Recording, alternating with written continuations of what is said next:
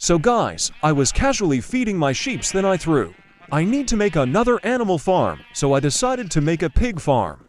So guys, I go out of my area and grab some pig. Here is my boy 1, and this pig 2, and some more this, and this, and this, and this.